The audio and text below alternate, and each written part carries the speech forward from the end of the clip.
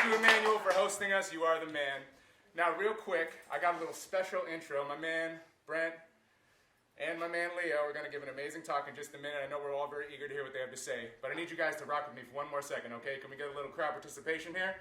Sure. We're going to put our hands, put your beers down. Put your beers down for 1 second, okay? Ready? Ready? We all good? All right. Now, everybody clap. Put your hands together. Everybody clap like that. Everybody clap. Come on. Everybody, buffer. Why suffer? Connect all your accounts so they complement each other. Buffer. Work smarter, not harder, that's buffer. Work smarter, not harder, that's buffer. I gotta give love to Encinitas people and gotta give a royal welcome to my brother Leo. Here's a two-step salute, bro. I like the stilo. The way you run your operation with the lack of ego. Radical transparency fuels innovation. Post everyone's salary, no central location. And by virtue of that, you're now staying on-site at Outsite on a working vacation. I really hope you're having fun with the gang, hanging 10 on the waves while you're driving that Mustang. Now live and direct, my man from Vienna, Austria, Buffer's chief operating officer. And yo, when I say Leo, you say Buffer. Leo, Buffer. Leo, Buffer. When I say Leo, y'all say Buffer. Leo, Buffer. Leo, Buffer. Leo, Buffer. Leo, Buffer. Yeah!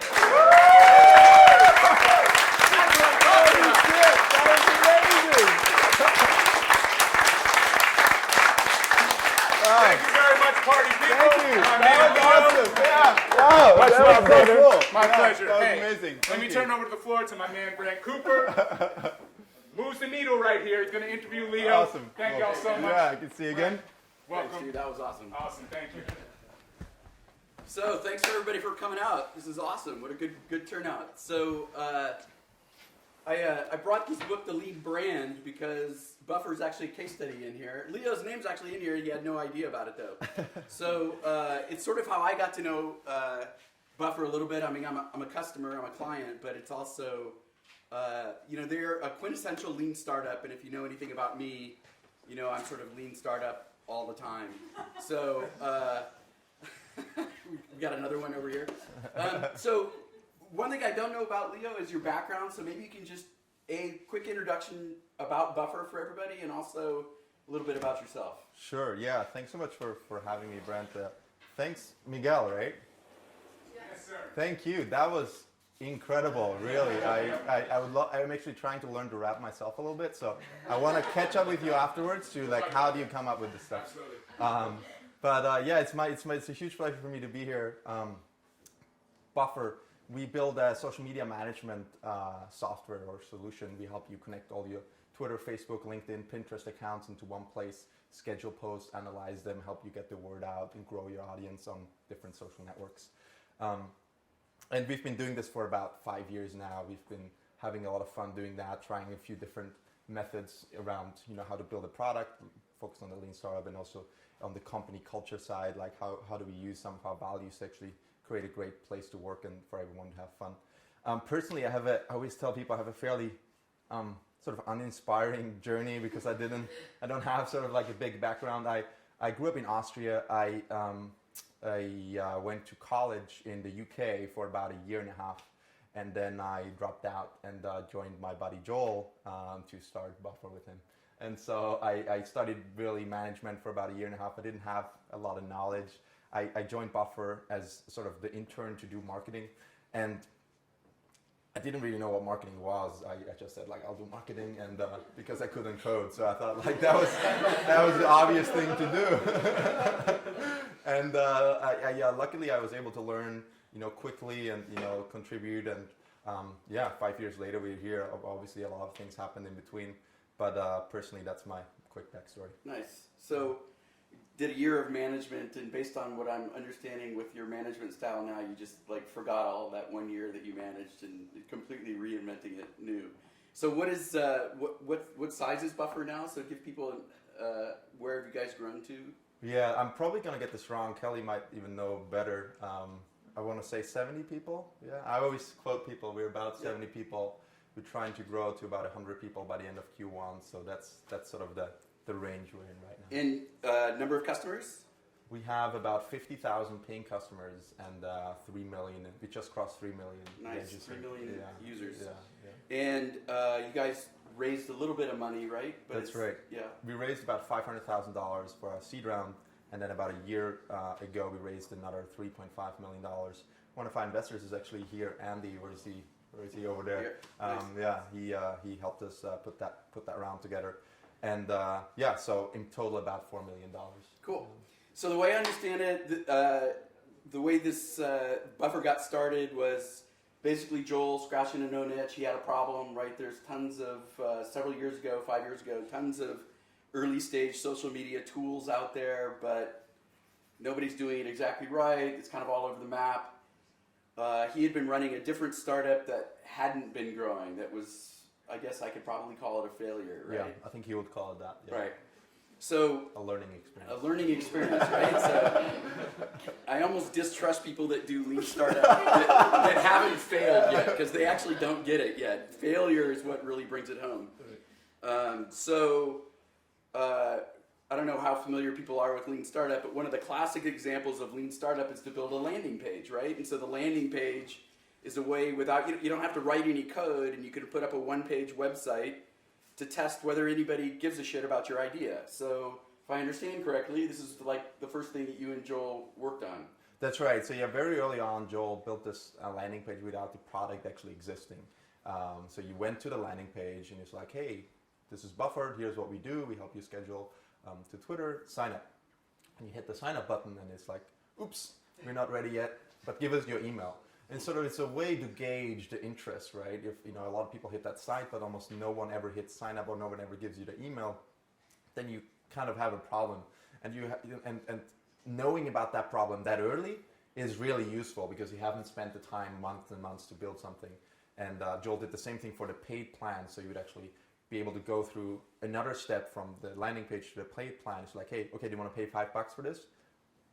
Click sign up. And then, oops, we're not ready yet. But that was even more of a sort of validation because, if people it's one thing for people to be excited to sign up for something that's free, but it's another thing for people to actually press the button to want to pay for something. And that was like great validation for him. I think he gathered about 150 email addresses within a week or so from just the little bit of sharing he did to his own audience. And that sort of got him started and got him, the ability to start working with customers even though he didn't have a product, which I think was a really, really smart thing to do. Right. Yeah, so that's cool. So one of the basic tenets of lean startup, run experiments to reduce the risk of building something that nobody wants, right? So you can test it first before spending a lot of time and money, and that's really about what the lean's about. But Joel also did, and I imagine yourself too, is that a lot of entrepreneurs get wrong is they're not just building and looking at the data, they're talking to the customers as well, right? So early on, Joel was about, forming relationships with these people. Yeah, I think that's a really fascinating point for me because interestingly, almost any company, whether they do the lean startup or not, when they build something, they get customers at some point, right? Like whether, hopefully, right? And it's surprising to me to find how difficult it is for people to actually go and talk to their customers, even when they already have customers. And I was even talking with Manu about this, a couple of weeks ago. It's like you intuitively get this feeling. It's like, oh, I have some signups, I have some customers. I know them, I know what they want. I see them do things, right? I see them sign up. I know what their problems are, and it's because you feel so close to them, you don't actually take the moment to say, let me sit down with that customer and actually ask them. And how to ask them is a whole other ballgame, like how to do that well, that I'm sure you have a lot to say about as well. And take that step. And in the lean startup, it's called customer development. And I think very early on, Joel did that. He had those email addresses. He didn't have a product, but he had those email addresses for potential customers. And like you say, he went away and he started talking to them. So like, can you get on the phone with me? I want to learn, how do you schedule social media today? Or even more broadly, how do you go about, sharing on social media today? What do you do? What are your problems? What are your pain points? Without even referring to his solution. So like learning how to really talk to a customer is a real skill that I think Joel started to develop early on and has, been a big influence for us at Buffer, that we have full-time customer development researchers that just constantly talk with people about new features and new products that we're building. Nice. So the key there is that we're not just going out and asking our customers, oh, do you want this product? Would you buy it? It's not about getting the customers to predict their future behavior. It's really about understanding the pain points and what's the day in the life and what would better social media management mean for your business. And so I remember there was one story where Joel would actually go and look at their profiles, like their Twitter profiles, and then they see the website, and then they go to link to the website, and he's actually looking through all these photographers' different photos or whatever. And then eventually Joel sends an email and goes, oh, and I really like that one photograph. And so it's not even necessarily about, like you were saying, it's not necessarily about the product anymore. It's really about forming the relationship. And it's really what the lean brand is about, is that all of those customer development interactions are starting to define your brand already, because that means that the relationship that you have with the customer is what you're portraying to the marketplace. And so one can think about the customer development side of things as being the first element of branding that you ever do. Totally. Those will be, the super loyal early customers that, what we say internally at Buffer is like sometimes if you shower them with love, if we give them all the love that you have, especially the early ones, they will go out and they will become the advocates. They will shout so loudly to get the word out about whatever it is that you do, because you spent that time with them, because you had that interest, not just in learning about their problem and even what they do as a photographer, like some of the early Buffer customers that we have that were sort of small businesses like that. Yeah, and yours is, it's an end user based business. You want to get to the point of having millions of paid customers, yet you have to start small before you can go big. And I think people are worried about scaling from the get-go as opposed to actually learning what is going to help them scale, hopefully. Yeah, it's a great point. Like there's this great article. I think Paul Graham wrote it, and I think Joel wrote something similar as well. I think he titled it "Doing Things That Don't Scale," and I think it's so counterintuitive to us, where we sometimes think like, "Oh, this doesn't scale," or "This doesn't scale," and the answer that I give people when they come to me with that is like, "That's right, it doesn't, and it doesn't have to, right, at this point." And Joel cannot reach out to every customer at Buffer today and look through their Twitter profile and say like, hey, by the way, I love what you're doing over here, right? But that was never the idea, to keep doing that, long term. And I think if you constantly think about optimizing early on and over optimizing, you sort of, missing the point of like the individual customer that you have early on and getting the insight from one person and another person. I often actually discourage early stage customers to be too quantitative, because you don't have enough data. I discourage people to run A/B tests. I discourage people to do data analysis. I say you don't have the amount of customers to do that, right? 100 customers, you cannot get a meaningful insight out of it. Instead, take those 100 customers and go and talk to them, right? Sit down with them, and you will very quickly get an intuitive sort of pattern recognition. So, okay, I'm hearing this 5 times in a row, 6 times in a row. I think there's something there that I need to change or I need to improve on, right? So I think that's my and Joel certainly taught me this early on, my approach to things. Yeah, it's a great point. I mean, we're not looking at statistical significance here. I mean, you really, if you're talking to 10 customers, you want 9 out of 10 to love you, not, some standard deviation, right? So exactly. So you said something interesting downstairs. You were talking about how, you ran those couple of landing page tests, and then you guys, okay, we're done with that sort of thing. So I think another mistake entrepreneurs think is that customer development and the lean startup stuff is a phase, and then I get to go on and build my business behind my keyboard again. So you guys continue it. Yeah, we sort of fell off. We fell off it a couple of times, truthfully. We were like, we did this early on, the landing page, got some customers, built the business, and about a year or two in, we were like, we're good, right? Like, we're gods, right? Anything we build, everyone is gonna love, right? We don't need to talk with customers anymore. We're just good now.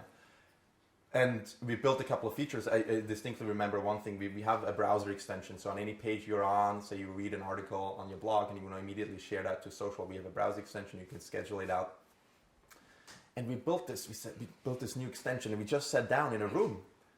We didn't speak to a single customer ever. Just we sat down.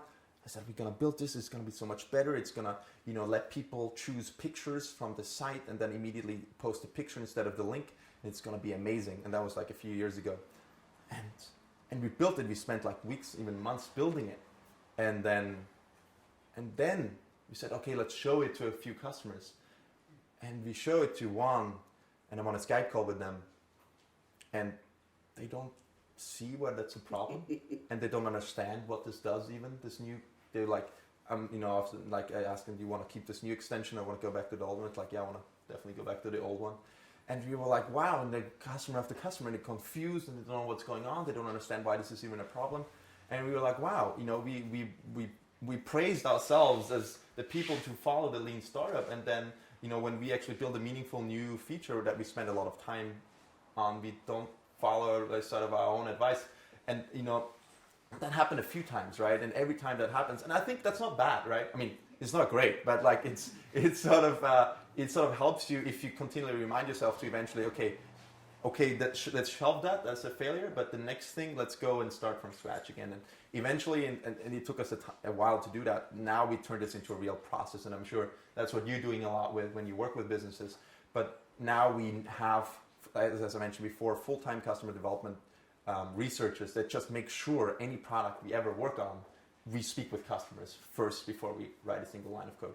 And that's been a huge help to actually institutionalize and create a real process around it, so that we can never fall prey to this like great idea that we all have in the bedroom, right? Yeah. That we think like, oh, that would be just great. Let's just build this, right? And oh, cool.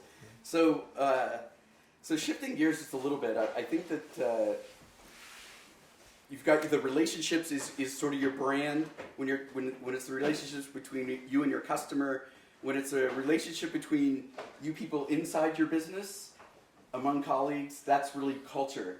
And so maybe you could talk a little bit about, I think that you've looked at the relationships between each other inside your company as at least as important as the relationships with your customers, and that you think about it in terms of relationships. And so what was the genesis of that actually? Is that something that just came naturally to you and Joel? Yeah, that's a great question. I think that matters, like you say, as much as sort of the product of what you're building. And very early on at Buffer, it was just Joel and me.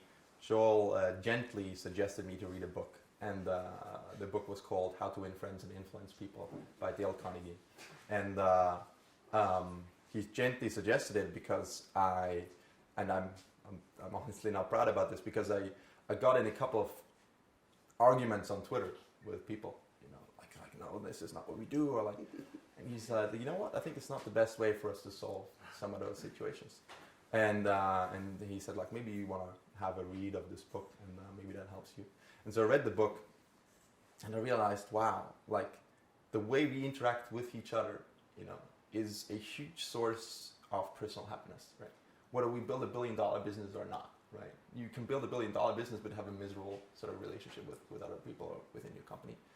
And there's another book called Delivering Happiness from Tony Hsieh at Zappos, who sort of went through that, right? He's like, he sold this company $250 million to Microsoft with Link Exchange. He said like he didn't want to get out of bed anymore, right? His company was successful, making lots of money, but he didn't enjoy working with the people because he didn't take care of those relationships. And so part of what Buffer has become with this intense focus on culture is almost a two-pronged mission, right? The first mission is for us to build this amazing, essential social media solution that we're all excited about, where we think we can solve a huge need in the market. And the other part that is as much a means to an end, and to some companies that actually comes before, and then the product is still one line of the pipeline. For us, we actually said we want to build, and I'm phrasing this in my own words. We want to build the most fulfilling place to work, as an end goal, just because we believe that will help us lead more fulfilling lives. And that was really together with the early stages of how reading the book and then reading many other books and many other influences. Having this focus on the interactions we have with each other, how we treat each other, which management or lack thereof management structure do we adopt, and it came from this true belief that a big source of our day-to-day happiness comes from who we work with and how we work with the people, and that's really what triggered a lot of that. Yeah, nice. It's it's interesting times. There's a lot of companies out there that are tackling this, right? So Netflix had sort of a famous PowerPoint that came out, a few years ago. I know that Spotify's doing some stuff, Google's doing some stuff. So there's a lot of momentum around people trying to figure out a new way to structure companies and to build a culture where people are empowered to come and do work that they find value in, that they're happy about. So what are some of the specific things that you guys tackle when it comes to or what do you feel like it's an experiment right now, or what have you figured out, and what are you still trying to figure out? Right. Yeah, I sometimes call Buffer as a whole as a big social experiment. It's not a company. It's really just this big attempt of creating something that works ever so slightly different from other things that are out there.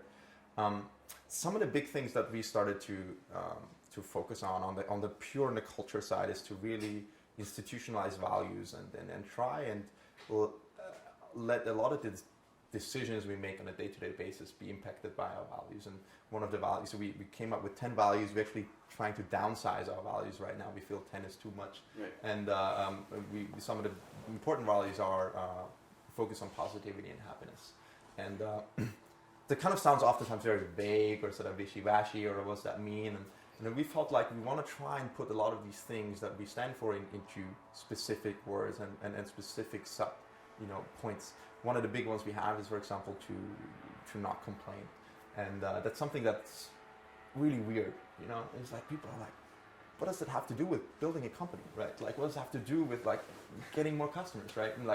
And we were just look, we believe that the less we complain, the more gratitude, the more focus on the good things that happen to us, which in turn helps us all, sort of create a more positive environment. And therefore, some of those things like happiness and transparency is sort of another big tenet of ours, where we really want to try and say, we believe very fundamentally that we will live more fulfilling lives the more transparent we are with things.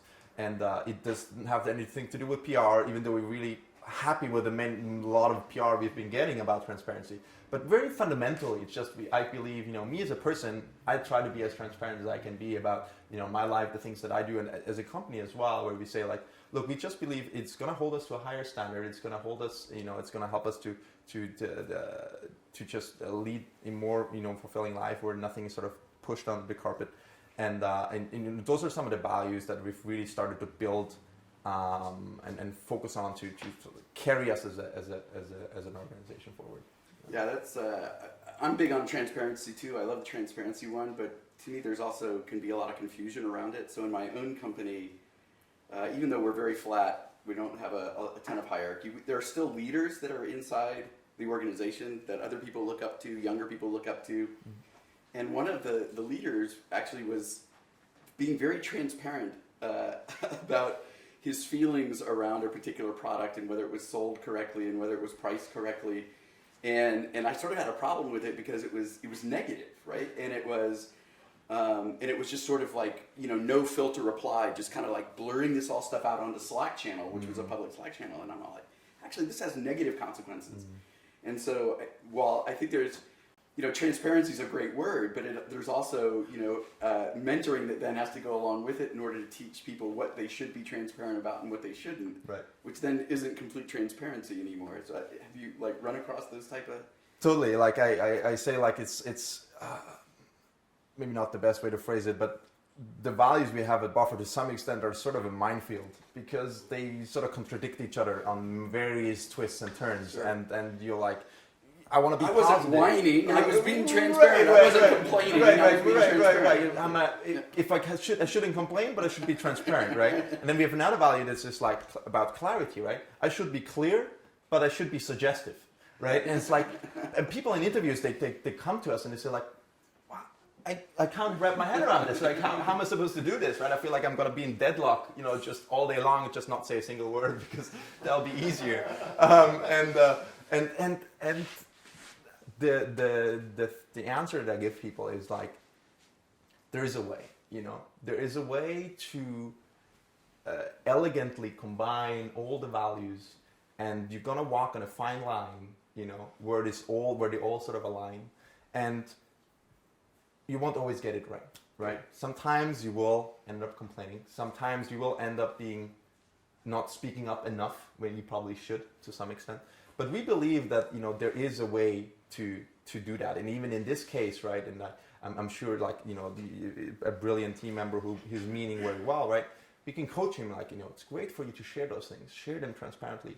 Here's one way to phrase them differently, right? Here's how you will not shy away. You should not shy away from speaking your mind and making sure those things get out. But here's one way to phrase them in a more positive, in a more solution-oriented perspective. And that's most of the time what I end up doing in coaching with people. I say, this. I love that you pushed ahead. You got this out there, like this new thread or this new product or this new blog post.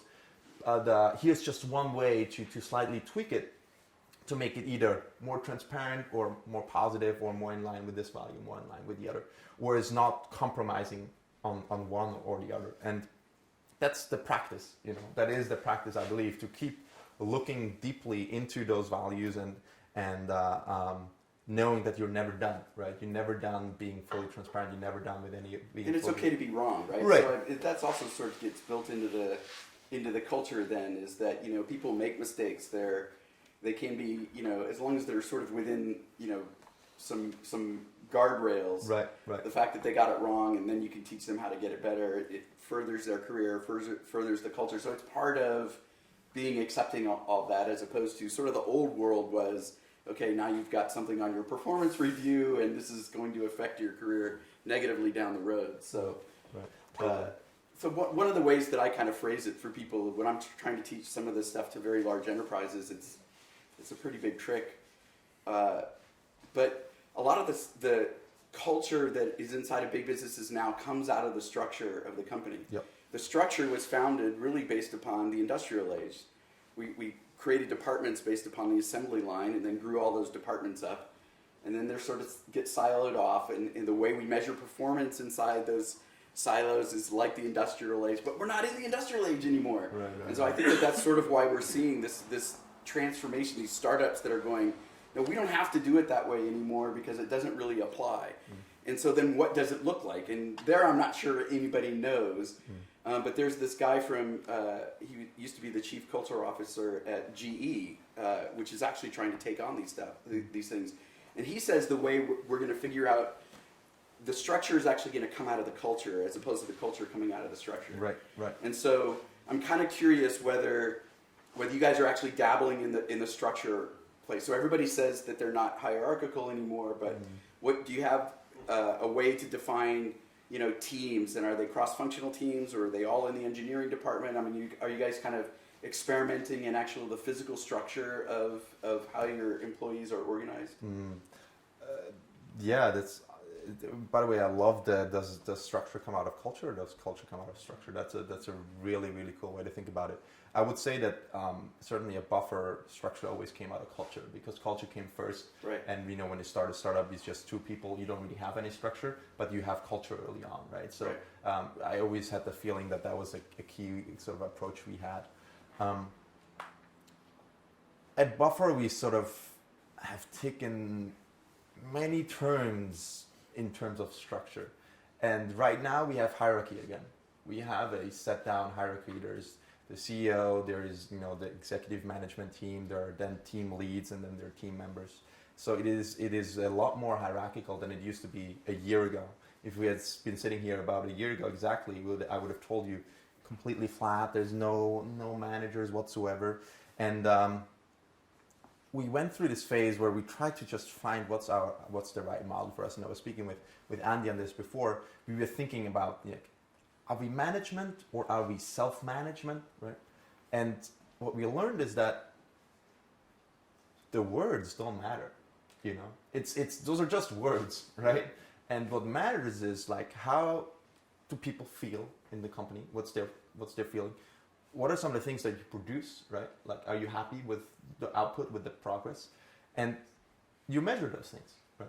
And everything else, how you call it, doesn't actually matter. And so that helped us a lot, sort of free us, right? To be like, okay, we don't need to say we are self-management, or we are holacracy, or we are full-on management. But instead we say, let's read all those books, right? And let's see what we like, and then let's take our own values and see what we want to do. And right now we have this, if you were to try and come up with a term, this weird like mishmash of like some elements of self-management. People still come up, with their own goals. Like they set their own goals. They don't have someone that sets it for them. It's sort of this back and forth. But then managers do have some input, and we try to use sort of Google's method of 60% bottom up, 40% top down. And then we have now managers, but there's one-on-ones with managers and team members. There's still some peer-to-peer masterminds going on where people can support each other. Then we have sort of across different companies, we call them circles. For example, there is product managers, in different areas, we call them product creators, that they learn from each other, right? And they have a circle, there's no manager there. So we have many elements where some of them are highly managerial, hierarchical, some of them are highly self-management, with a lot of influence from that. And we sort of stop trying to confine it and say we're no hierarchy or lots of hierarchy. We just say look, call it whatever you want. Here's what we're doing. Right. If you want to call this that term, we're very happy, right? So that's sort of a quick insight into how we approach it. Yeah, that's cool. I mean, I don't think that anybody's really figured it out. So there's no reason to choose one over the other. Right. I guess what I'm trying to focus on with my team is to get away from job descriptions and then measuring people based upon job descriptions, as opposed to empowering people to have impact, and that everybody can have impact in the organization in their own way, but we should be able to measure that impact, and then part of the compensation goes towards the impact. And it's sort of based upon a commission sales model. We just already have a way to bonus people for closing deals with the right customer. Right. But why not also give somebody some sort of a spiff or compensation for creating a passionate customer because of customer support, or because a workshop that we did ran extraordinarily well? Those customers that become passionate actually generate more revenue because they sign up for more products and they refer us to other people. So to me, that's we should be able to figure out a way to motivate, incentivize, and then reward people for doing their operational job that results in a passionate customer. So Steve Blanks has got this great series of blog posts on his days at Supermac, and this was a company that was completely done, completely failed. They decided to keep it open only if Steve Blank would come in, and he was running the marketing department. And he asks all of the people in the marketing department, what their job is, and the PR person was, my job is to go get press hits, trade show. My job is to set up the trade shows. And there were boxes and boxes of these customer registration forms from this hardware product, which was a Mac graphic card. And Steve was asking things like, well, do you know anything about your customers, and what problems are they trying to solve? And has anybody called anybody on these registration forms? And they're all like, no, it's not my job, right? And so he sat down and got on the phone and started calling these people until he found that customer development pattern, right? Which ended up turning the whole company around, because the truth is with the customer, not in our job descriptions, and not inside our heads and inside the building. And so that was the genesis of customer development. And I think it's brilliant, because it really is everybody's job to figure out how they can, sort of within their domain, but how can they discover and create new value, and that's what's going to have impact on the company. And it's interesting that you bring that up, that you tie it back so nicely to the more product-centric stuff that we talked about earlier. It's we say culture influences structure, and structure influences your product, right? And so it's all intertwined, and you can never really rip apart one or the other without sort of influencing or seeing a difference in the results. Well, totally. I mean, and that's what jumps out to me about Buffer. And so you talk about the relationships that we're forming, and then you look at you're doing the relationships inside your business too. And so it clearly becomes not only part of your brand, but it's also your ethos. And so now, so I don't know if people know this much about the transparency, but Buffer actually publishes all of their salaries, not only to each other, but online. So this is radical transparency. So I don't know if you want to say anything about that, but I find that interesting. I mean, I think that I love the eating their own dog food. I love walking the walk. I mean, the leadership has to walk the walk, so that's pretty impressive. But on the other hand, wow, do people really need to know each other's salaries? Right. What do you think, people? Yes? No? Personally, What's that? I said I liked reading it. Right. Honestly, it did kind of loosen the barrier between kind of, I guess what you're saying, product and person. So you kind of felt like you were even a part of the team, even though you don't know these people. Like, Right. I kind of know a little bit about them, and yeah. But would you want your coworkers to be able to look at all of the salaries inside of your company? Yeah, Yes? I don't think I would feel uncomfortable with Yeah. that. Yeah. Oh, that's cool. In an I mean, environment it- like that where it's so transparent anyway, it makes it reassuring that you don't Yeah. assume that the person next to you makes more or less than you. Like you don't have to worry about that competition within the team. Right. Also removes the wall between them and you. Right. Yeah. Yeah. It's a big statement. Leo, what caused you to do such a radical thing? Right. We felt that early on at Buffer, we started sharing what we were doing. You know, no one called it transparency. We were tweeting, today we have another 10 new signups, right? And first of all, no one was interested. You know, it's like, that's not transparency, right? You're just telling me what you're doing, right? Today I had some lunch over there, right? That's not transparency. Like, at least we don't label it like that. But then what happened is the company started growing. You know, today we have $100 in recurring revenue. Then it turned into 1,000, you know, 10,000, 100,000, you know, 500,000. And then people started like, hang on a second, like you guys keep doing that, when the number gets bigger, and now it's starting to like look a little weird, right? Like now it's like, you know, this is starting to look a little strange. And so that's really where we stumbled into that. And we felt at no point did we feel like, do we stop now or do we stop now? It's like we kept doing it from the start. Like why is there a problem with it, right? And so that's how we originally fell into transparency. And then once we embraced that, once we looked at what we were doing, sort of, you know, connecting the dots backwards, looking, it's like, oh, we've been doing this all along. Right. We realized, oh, maybe that's what we're about. We're about transparency, right? We think that's what we want to do more of. And so we started to fundamentally go through the business and look at the things that we were doing and question, why is that not transparent, right? Now we have transparent emails, we have transparent salaries, we have transparent revenue, we have transparent spending. So if you buy a product from us, we tell you this much of the money goes to hosting, this much goes to salaries and so forth. So we started just to do all those things because we felt like this is going to hold us a lot more accountable, and this is going to hold us really true to the value of transparency.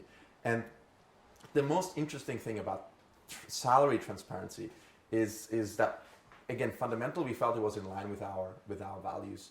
And there were a lot of side effects. I always want to distinguish that the side effects are not the reasons why we do salary transparency, but the side effects are oftentimes to tell an interesting story. And the side effects were that, you know, for example, the topic of income inequality between like genders, right, is a non-issue. It's not even, I tell people, it's not even that we solved it. It's like we transcended the problem. It does not exist. It is not a single minute spent at Buffer talking about whether you should pay women or men more, right? It's just, it does not exist anymore. And to what I think you mentioned, and you mentioned earlier, salaries, and this is the most fascinating thing about transparent salaries, is even though a lot of people talked about it, it's very good vibes. And generally, salaries is a very charged subject. It's very charged, full of emotions, full of like, what am I making? Like you have discussions at home with your family, right? And sometimes rightfully so, right? You're making decisions, right? You know how you're gonna live, what are you gonna spend on what? And it's very charged. So if there's something that's wrong, you underpaid, you're overpaid, you know you're not getting something, or it's fueled with a lot of, you know, these things. And so making it transparent, sort of like, it's like taking wind out of a sail. Right. It's completely discharged. It's completely mellow. It's like, look, it's all out there. There's no discussion around it. We have a. Well, I think you should be making as much as Joel.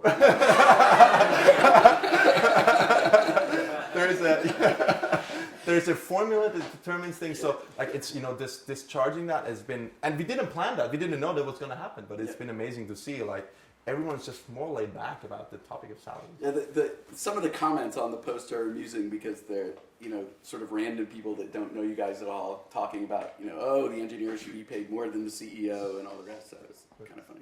Yeah. But so, you know, Outsite just posted a blog about remote work, and they're all about remote work here. And Ashok says that you're a digital nomad. I think I was like, had to throw that word out there. So we're the king of the digital nomad. king of the, oh, wow, it's like, nomad can have a kingdom. Actually, I just watched The Martian yesterday, so I think you could, if you go to Mars. So where do you? The company's in San Francisco mostly, right? No, not anymore. So what is that? Radical transparency fuels innovation. Post everyone's salary, no central location. And by virtue of that, you're now staying on site at Outsite on a working vacation. Right. So what does it look like geography-wise? I think we are. So we don't have a physical office location. Okay. Or you could say we have many physical office locations. That's how I say it in my company. Outside is one of them right now for me. Yeah. And we are spread across, I think it's 48 cities, 30 different countries. And people are encouraged to go live and work from wherever they want to, whether they want to move around or whether they want to stay in one place. And we try to support them as much as we can. If they go to a co-working space, we cover that. If they, if they need some special equipment, if they set up their home office, we try and support that. We fell into distributed teams. Actually, we came to the U.S. We raised some money. Like our seed round was about $450,000, and our visas ran out, and the U.S. couldn't renew our visas. So it was weird. So like I remember it was the 27th of December our visas were running out. On the 21st of December we closed the last investor that wired us the money. So we had these like bags of money, but we had to get out. And so we were like, oh, okay, see you later. And so did you have to fill that out on your custom form? How much are you carrying? 500,000. And so we moved to Hong Kong. And we said, like, look, we have some financial freedom now, and we were both from Europe, Joel and I, and we said, like, we don't want to go back there because we want to experience some new things. Let's just go to Hong Kong. And then we kept traveling from Hong Kong. We moved to Israel, and from Israel eventually went back to the US because we got visas. But throughout all that time, the company kept growing, right? And we needed to hire more people, but at no point could we say, can you come to Hong Kong with us? And then, we're going to go to Israel, you come along.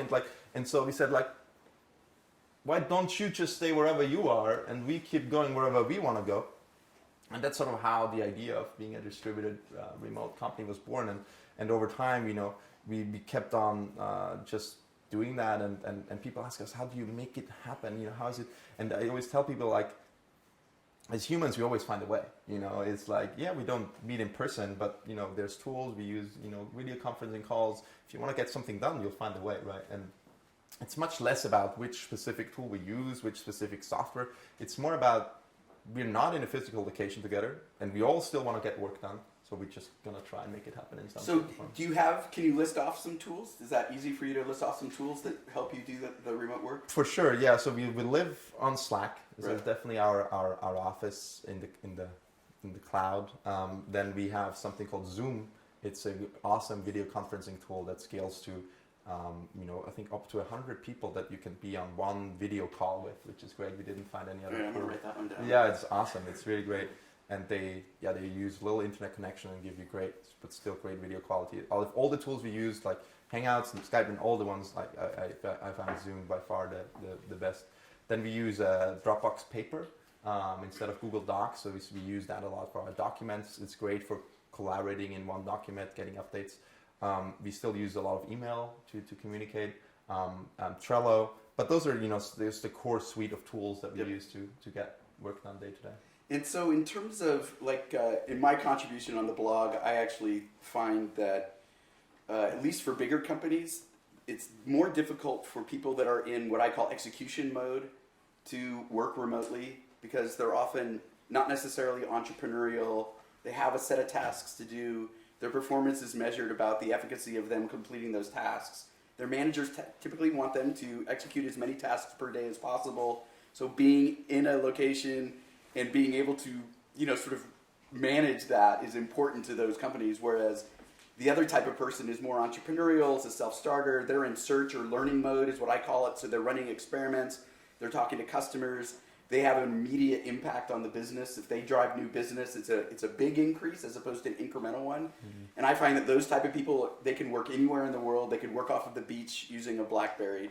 I mean, it's just a mindset type of thing. So that's sort of in bigger companies. Startups tend to have mostly those entrepreneurial type of people, but I'm wondering, do you guys have to think about how, I mean, you've got enough of a hierarchy that managers have to manage their people and have to measure performance in some way.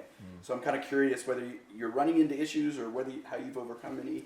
Yeah, I think you hit a big topic there for us, because that's, I would say, one of the biggest challenges. We have had few great solutions so far, and we're in the middle of trying to improve that. Like, when it comes to the idea of performance, again, we wanted to take a slightly different approach, and not of like being on someone's back, like, are you doing what you're doing, like what you said, but still helping people get work done. And I love, so one of my favorite motivational speakers is a guy called Jim Rohn, and he says all the world asks us to do is to make meaningful progress in reasonable time. And so I really like that phrase, meaningful progress in reasonable time. And so that's one of the things we now starting to, like, literally right now, Q1 of 2016, we started to implement a pilot around the idea of Google's OKRs, where you actually set goals and measure things, and have a bi-weekly check-in with your with the manager that you work with, and then at the end of the quarter try and see how have things happened. On the whole, I would say that we've not been that great at generally monitoring, productivity across the company. And we've been really lucky that through the great culture we sort of have developed, that people are very self-motivated, they are self-starters. And when I use the word monitoring, I'm not saying that because, some people aren't doing their work, but more for sort of cohesiveness and for even generally knowing what's going on across the company, right? We've not been that good at it. And so right now we feel like our culture is great. We have a structure with somewhat managerial elements, somewhat self-management elements, somewhat solid, and we feel that now we can be in a space where adding sort of the more of the performance, whether it's performance reviews, whether that's goal setting with this sort of experiment of Q1, we think that's going to be the next big step. But I would say truthfully, that's maybe one of the things we are the weakest on as a company. Yeah, interesting.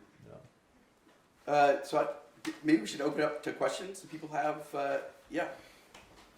So how do you kind of onboard people into your culture and, for lack of a better word, kind of indoctrinate them or get them on the same page as everyone else?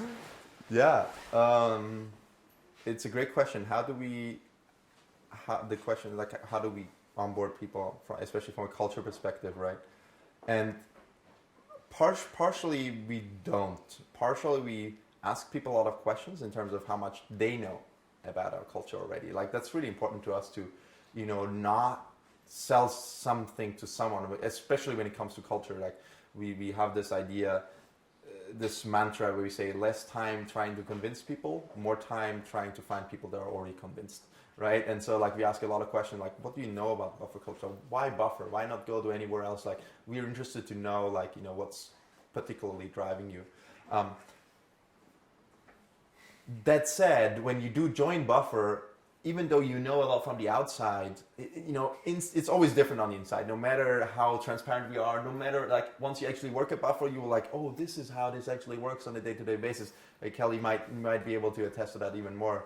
I was going to say, I just finished my boot camp in October, and so I had been a fan of buffer for like a year and a half before I actually applied, and then seeing it in person, it's completely different. Like, you have this idea and you're like, wow, how does this work? And then, like, when you're in it, it's a completely, it's not a different experience, but you just see it from a different angle. So you're like, oh wow, they really do this, but here's the logistics and here's how that works. So it's A couple of things that we've done in our company is that we don't make that an HR function. We actually look for volunteers inside the company that want to produce a video or help create a document for onboarding. So typically what you'll find is that you have people that are passionate about that and actually see that as an issue, and so then they can be in charge of running a project to get that onboarding process done. Short videos. as well as documentation, and then assigning them new people a buddy inside the organization. You might want to check out Spotify's engineering blog too. They've got a great couple of videos on their culture, and part of what they touch on is how they get the sort of the new engineers up to speed inside their company.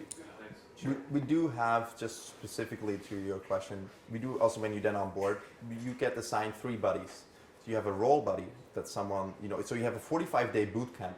We call it a buffer boot camp. This is so your time where you work as a contractor, where the idea, we almost related to dating, is like, you don't want to get married right on the first date, but you actually want to spend some time getting to know the person, and that person can get to know you. So that's what we do for 45 days. And then after that, throughout that 45-day period, you have 3 buddies. One is a role buddy. That's, if you are an engineer, it's not going to be another engineer, like a true peer. And then you have a culture buddy, someone who's really well versed in the culture. Oftentimes, someone from the happiness team, which is our customer service team, or someone from the people team, which is out of our HR team. And then you have a leader buddy, which is effectively the person that will make the decision whether they feel like it's a good fit for you to join Buffer full time. And so you have regular syncs with that person, with your role buddy once a week, with your culture buddy, with your leader buddy, and they sort of help you, get to know the ins and outs of Buffer, whether that's communication and values, like positivity, transparency, like the how, or whether that's like productivity and actually getting the stuff done. So, and it's not perfect, and we're revisiting that system right now, but right now we have this 3 buddy system that we work with. Yeah. How do you recruit people? I mean, it's like regular LinkedIn, and you say, hey, you can work it up anywhere. Like, how do you find people who are willing to do this? Because it may get like lonely, right? If you're Right. not, like, interacting with people on a day-to-day basis. Right. I always tell people to take this answer with a grain of salt, because we are, and I never know whether I'm arrogant or ignorant when I talk about this, because we get about 1,500 to 2,000 applicants every month that want to join Buffer. And so we are one of the few startups. Sometimes some of my friends, some of my founder friends, they say like, by the way, I have this great engineer, do you want to talk with him? And I'm like, it's not quite how it works for us, right? People have to go through the process, through the sort of the journey page, and so we are. I feel extremely blessed, extremely grateful for the fact that through the things we've put out there, a lot of people already feel attracted to working with Buffer, and so we actually, the question for us is, how do we, in a reasonable amount of time, are able to work with all those people that want to apply and find the best people that are both aligned on the culture side and the skill set side, and sort of that's how it works on the hiring side for us. So luckily we haven't done any recruiting yet. To your specific question about that, it gets lonely when you work, and it's completely true. I personally have experienced this on many occasions. That's partially why I'm here at Outsite. Like it's great that you can work by yourself and you can travel anywhere, but if you always go somewhere and you don't know anyone, it can get kind of lonely. So like coming here somewhere like here, and like I immediately meet someone like Matt, or Paul, or the other people that we go hang out and just play beach volleyball here before we came here, right? Like this is awesome. Like for me personally, like this is really fulfilling, and that's something we try and encourage people. Like we don't do a great job at it, I think we want to do a better job to really prepare people for it. And I think I saw this funny picture online somewhere, so the stages of working from home. So it's like, woohoo, this is amazing, and it ends up with like the person coming out of the house after a week and not having seen anyone else, and talking to like a cat or something, like, will you talk to me or something, right? It's sort of like the phase that you go through. And we have to prepare people for that and say like, look, your coworkers, as much as we hope they're good culture fits, you can't grab a beer with them on a Friday because they're not in your city, right? Most likely. And so, having hobbies and circles of friends and really pointing that out to people, we do to some extent, but maybe not enough. And it is something that you're absolutely right, is important to coach people and help people to do. And I think it's possible, like things like Outsite make it possible, right? Like to still have that community, still have that connectedness. And even on a day-to-day basis, I co-work with, even though those people are not not working with me on the same project, I'm in the same room, and we have chats, we grab lunch together. We still get some of those elements. Yeah. Great. Anybody else? Question? Yeah. Going back to transparent salaries, you alluded to having a formula kind of determines it, and that makes it okay. But like, if you think of a few different scenarios, maybe there's a 10x developer, or somebody who brings distribution, or somebody who's young and has no family versus you're trying to recruit somebody who comes with a family cost structure. How do you account for those variabilities in the process? Right. Those are some great sort of edge cases that you throw out there, and we try our best to account for those, like especially example family. So we have something called a family grant that's not de facto. We've actually just made that change like 2 days ago or something. That's not de facto part of the formula, but you get paid more money if you have a family. Again, it's not the part of, like, you can't like multiply that by, it's not going to affect your performance. So we want to try and keep that separate, but at the same time we recognize some of the financial burden that people have. And so you get $3,000 per kid that you have, or significant other if that person is not working. So if you have a husband or a wife. So people make, if you have like 3 kids and a wife, or 3 kids and a husband, then you get an extra $12,000 a year in terms of salary. To speak to experience level or skill set, like you say, we have some, I would call it fairly rudimentary approaches to that. Like, you get placed in a certain experience bucket. It goes from beginner to master, and the truth of the matter is that almost no one is a master and almost no one is a beginner. So everyone is sort of either an intermediate or advanced person, which is not that great because we effectively just have 2 bands, that people are in, and they change your salary structure, and some people are intermediate, some people are advanced. And we want to get better at that. So we're working on another iteration of the formula right now. We want to bake that in a little bit better. But generally, we take fairly good care of some of the variability. It's like, how good are you, or like, which role is this? How much demand is there for this Cost role? of living based on location. Right, exactly. We factor some of those things in. So it's not perfect, but it tries to account for some of those things. Especially going to your point about, if someone is really, really good, that's one area you want to do a little bit better on. But we have something basic in place. And some people are master, like they are incredible, and they make quite a bit more. I was actually reading that new post that I just heard you talk about family subsidy, but isn't it true that you're actually changing that now to be, instead of strictly $3,000 per, you're going to have a grant where certain people can apply for it, because, as you probably experienced, some families need the money more than others, or it's not that black and white, right? Right. Yeah. This is more, and this is maybe something where we can improve the phrasing. It's like, even though we call it a grant, effectively, if you have a kid, if you have a significant other that's maybe not working right now, you will get that grant. Like, it's granted. Most grants should be granted. This fills in a wrap. Somehow that will be a good play of words, right? Like, so everyone still gets it. It's just that we used to have the formula so that the dependent addition would be added before a performance multiplier.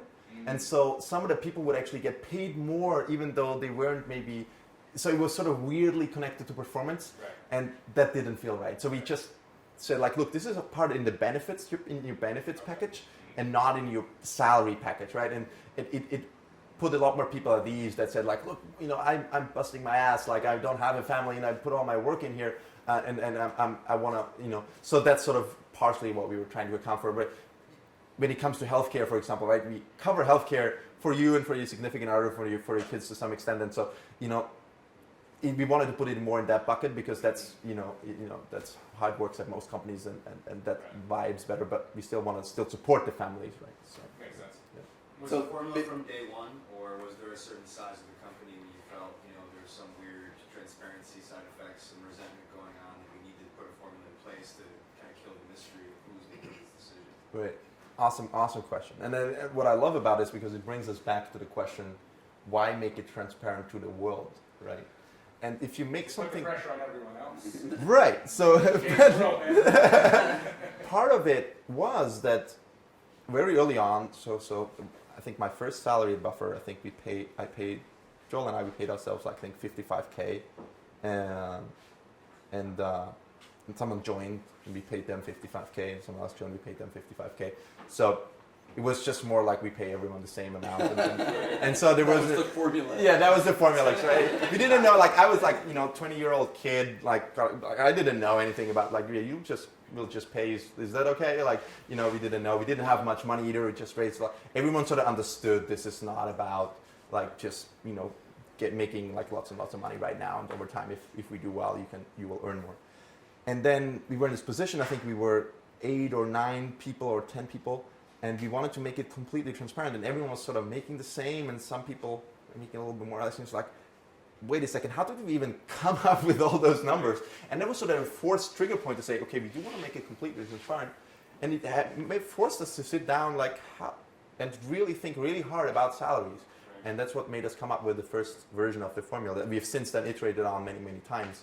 But making it transparent was actually the trigger point to. So there was a necessity for some structure, and was the transparency sunk in with 8 or 9 people? Exactly. That's what it does. Like, it holds you accountable. It's like, if you put something out there for the world to see, you don't want to, it's again, you can't put stuff under the carpet anymore, right? Like, if you pull this out, it's like, oh, I better clean this first, right, before I show it to everyone. And so that's sort of what we did, which is a very, I think, human mechanism there. I think it's really interesting that, sorry, go ahead. Oh, no, But just really quick, I think it's interesting, like, as I jumped in, but it's talk about, how would you feel if it's within your own company? But the fact is, you're opening up the data sheets of what a company at this level pays people usually, or what people want to be paid, or what people are excited about, and that forces other people to stop pushing things under the carpet, pull out some of their skeletons, refine them, make the industry better. I mean, it happened to the music industry. It's happening to industries that get disrupted, and this is a cultural disruption. Right. Exactly. It's very powerful. We didn't know that, right? This is not our intention, but we're really grateful that some of this is starting to happen. So, That's cool. All right, last question. Oh yeah, so I was just kind of curious as to the insight and like the process of how Buffer started off as a social media scheduling tool, and then with the integration of Pablo and the images, and then going to, I think you guys were almost at a point where you guys were kind of an instructional and educational tool as well, teaching people with the blog, and now kind of going into customer service and the listening aspect. Kind of how's that transition or that trend kind of been from the inside? Yeah, it's a great question, and it goes back to a lot of what's probably written in this book, which is, customer development, right? It's like, of course, we have an idea, we have a vision of where we want to go, what we believe the company can be, but we've been really listening hard and like hearing certain things just over and over and over again, right? And things like, I don't know which image to post, and like, and it's like, okay, how do you do that today? It's like, oh, I do this and stuff. Like, it's like, okay, maybe we can go and build something that's better and helps you. And it's like, and I would love if Buffer had a way for me to respond to tweets and reply to people on Facebook, and like, it's like, oh, okay, so look, why do we want to do that? Like, dig deeper and really understand the problem. It's like, well, our customer service tool also wants to, and so it's really, we're really following our nose here, right? We're like, we don't have this grand 5-year plan of where we want to be in 5 years. It's like things move so fast, especially in social media right now. Snapchat, sort of Instagram really maturing, like, Peach coming out, like, building this like one-size-fits-all solution is not going to be the long-term way for us to build the best product, but we have to constantly iterate and think about what's the next step for us. Partially also why we have these individual tool strategy is because I think, and this goes back to Joel's very elegant approach to how to build products, which is to always build best of breed products instead of like one big thing that does a lot of things. And both, I'm not saying, like, both ways work really, really well. Like, there's some companies who do a great job where they just, they are able to, like, I'm thinking of HubSpot, for example. Like, what they've done is amazing. Like, it's all this all-in-one solution, whereas, Buffer really take this one, let's make this the most amazing publishing tool. Let's make this the most amazing image creation tool. Let's make this the most amazing customer service tool for social. And like, really have this best of breeds. It's more a philosophy almost than anything else. And and the connection with customer development and sort of following our nose and having obviously some vision of where we see social media going. It's like a connection of those things. So, Leo, thanks so much, man. Thank you. Yeah, thank you. Yeah, it's my pleasure. Yeah, thank you. Great questions. I really appreciate it. Yeah, that's awesome.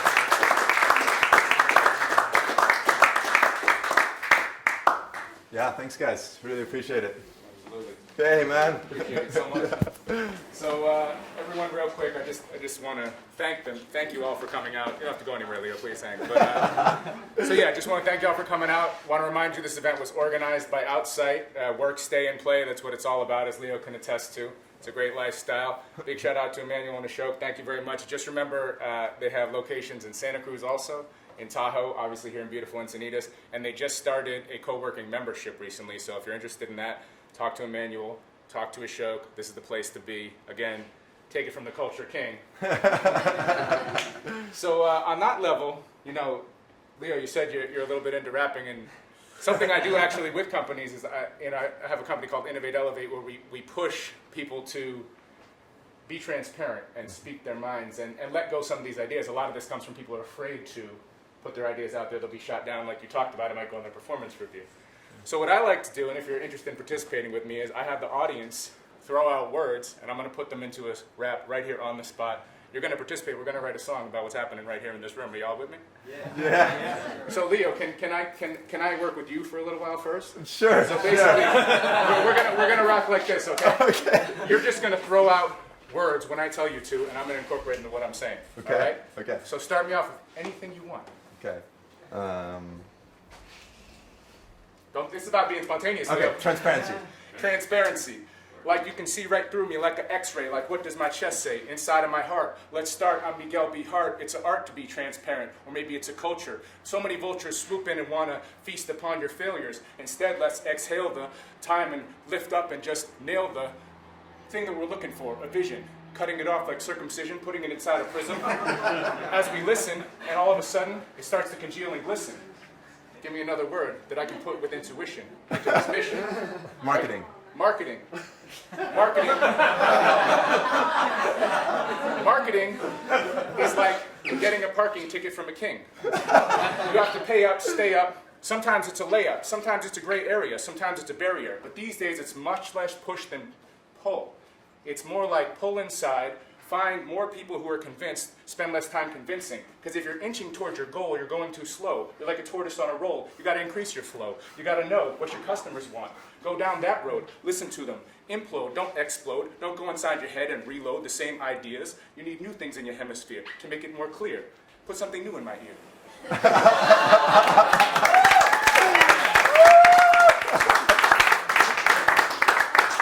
My man in the front row, what you got? Culture. Culture? Yeah. I already said that word. yeah. Come on, you had a question. What was your question for Leo? Innovation.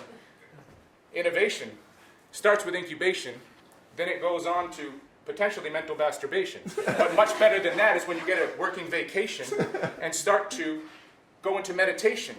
Then you go on another level of pacing back and forth and waking. As your heart starts aching and your mind starts baking, these new innovations that are taking so long inside of you, instead you can put them out, get feedback, have everybody read back to you, because if you don't talk to the world, you might find that you swirl inside of a vortex, inside of your own cerebral cortex, and you might find you have four necks, weighing your head down, weight on your shoulders. Lift those boulders and lift up your culture. All right, one more. My man right here has gone through 30 startups. Right? No, I'm talking to you. This is my boy right here. Persistence, exactly. Persistence against all resistance. You must not be listless. You must go the distance. You will encounter resistance. You must push through with persistence, purpose, and then go to the surface, go back under, and wonder as you plunder your own database, interface, lace, integrate, find other people to incubate, find a startup. Maybe you should bring your heart up. Maybe you should bring your art up, because art is culture. The heart of a vulture will always perch upon that, wondering if there is a wombat who will die in combat and then go into contact. 3, 2, 1. Pulling out the sword like a shogun, you can cut your ideas down to size. Don't get overwhelmed. Take 2 steps toward the prize. Lift your eyes toward the skies. Shoot for the moon, you might hit a star. No matter where you are, you can get in your car, go to another place, go to an outside location, and interface with some great folks who want to wake up, incubate up, and then get their weight up. So don't get your hate up. The whole point is, persistence in the face of resistance will make you on another level of existence.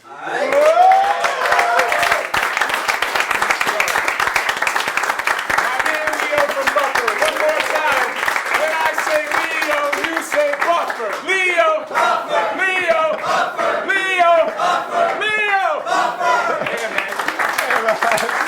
so much. It's so cool. Wow.